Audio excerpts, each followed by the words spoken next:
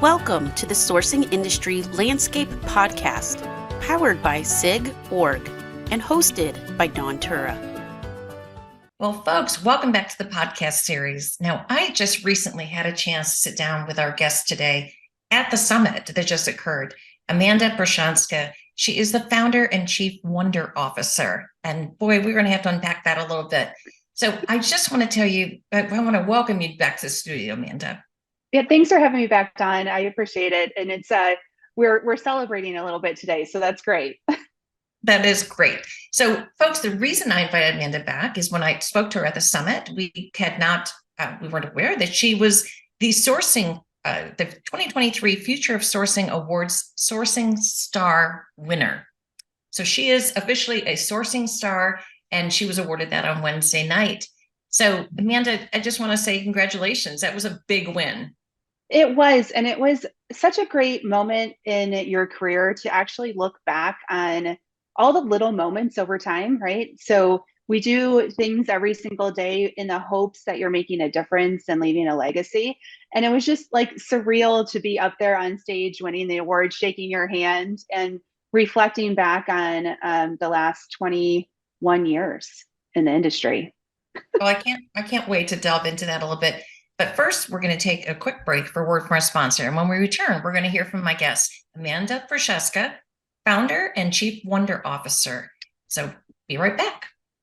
Sourcing Industry Group, or SIG, is the premier global sourcing association and is widely known as a forum for providing thought leadership, networking, and training opportunities.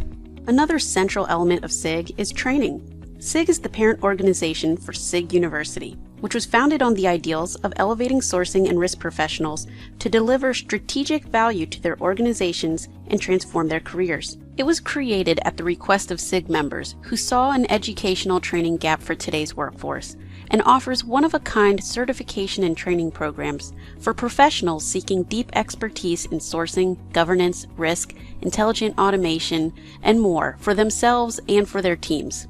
We perfected e-learning for adults before it was necessary.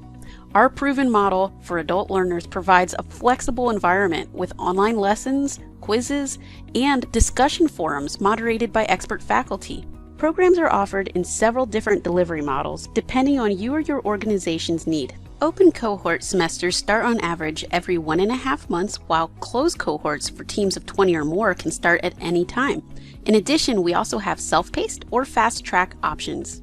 You can learn more about all of these offerings on the SIG website or by reaching out to one of our representatives. So make sure to take advantage of all that SIG has to offer for both members and non-members alike, because there really is something for everyone. So, Amanda, 21 years, you said. Yes.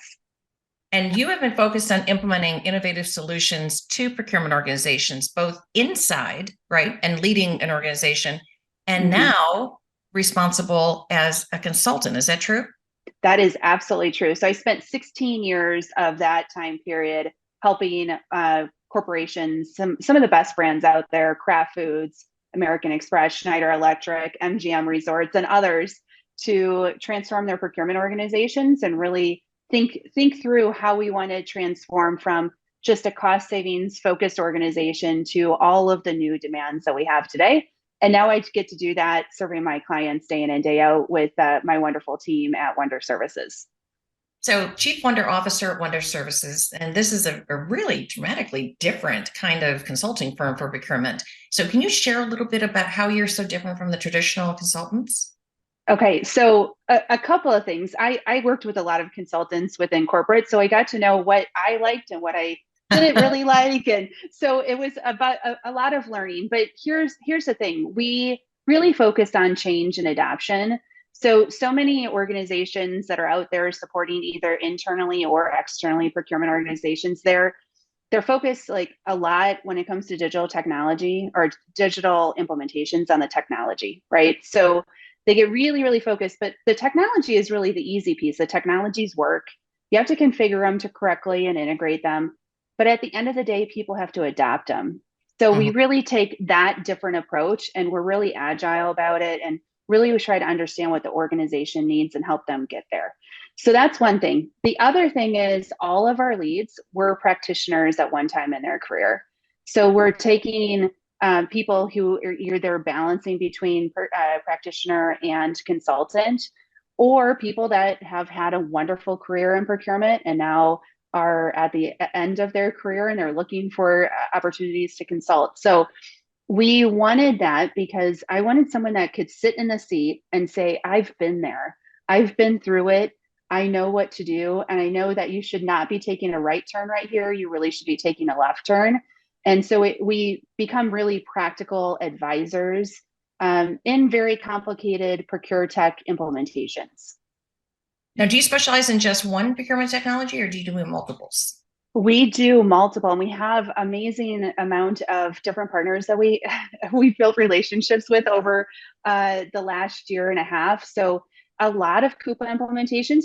A lot of people are implementing Coupa right now, but we have partnerships with Graphite Connect and Focal Point. I know there's some friends of SIG too, so I'll call them out. But we have on our website, we have a full list of our partners, and they're wonderful to work with. We get to engage and make their clients successful too.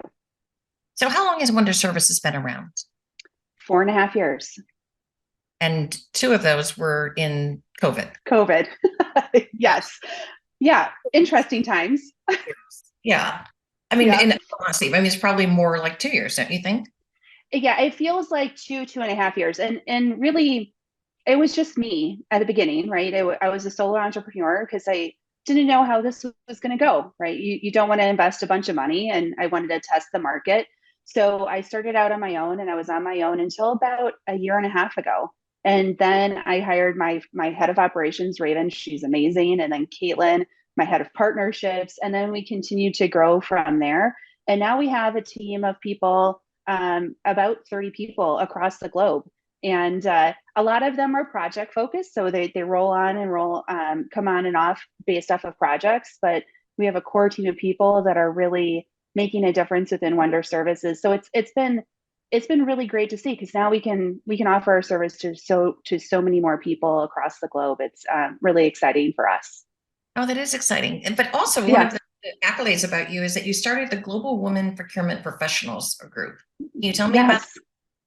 Yeah. So back in 2020, right before COVID, we launched GWPP and Global Women Procurement Professionals that was really serving women in procurement. And I grew up, part of my success in my career was because I had amazing women leaders, and I wanted to give back to the profession. And so we started a group. The group exists out on LinkedIn today. I haven't checked the numbers, but I think we're somewhere between 6,000 and 8,000 members. Wow. On LinkedIn. Yeah. So it's amazing to see women in procurement flourish.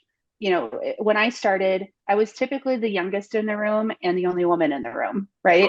And that is something that it's really changed, right? Now you go into rooms and there are a lot more women at executive levels. We still have a ways to go, but it's been just a pleasure to be part of that transformation within procurement and see a lot more women get to the table. Yeah. So I started in procurement before you. And I remember going into warehouses and they would have calendars, you know, like Makita drills or something like that, or some other tool. And it was always a woman in a very skimpy bathing suit. Yes. Every page, every one of their tools was a woman in a bathing suit, and they'd be plastered around these warehouses. And I think the men actually got a kick out of seeing if it would make me squirm. Yeah. Not going to do it. It's not going to make me squirm. I'm going to hold my own with you. Yeah. I will never forget my first business trip when I was like 22. So right out of school.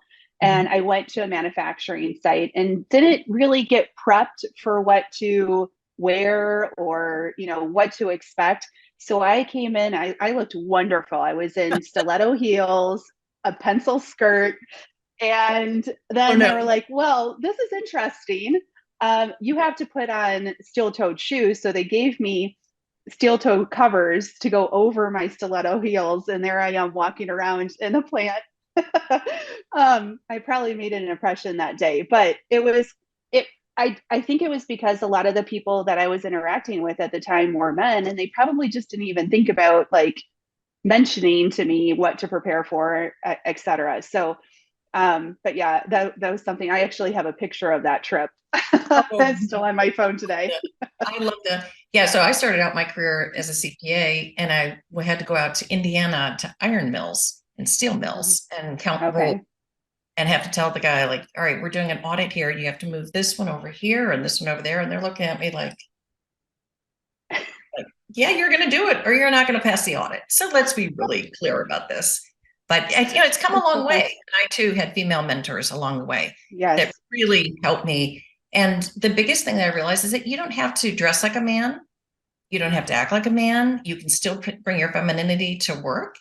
And I think there's just a lot of, maybe it's our EQ, but there's something that we bring to the table to ask those hard questions that aren't as hard for us to ask.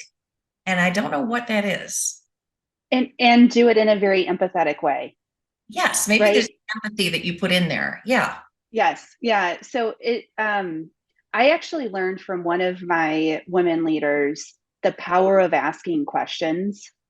And it completely transformed my career. I would just observe her in meetings, and she would ask questions in an inquisitive way, but in a way where she got to the conclusion that she was looking for or hoping for. And she really never made statements in meetings. It was just question after question after question.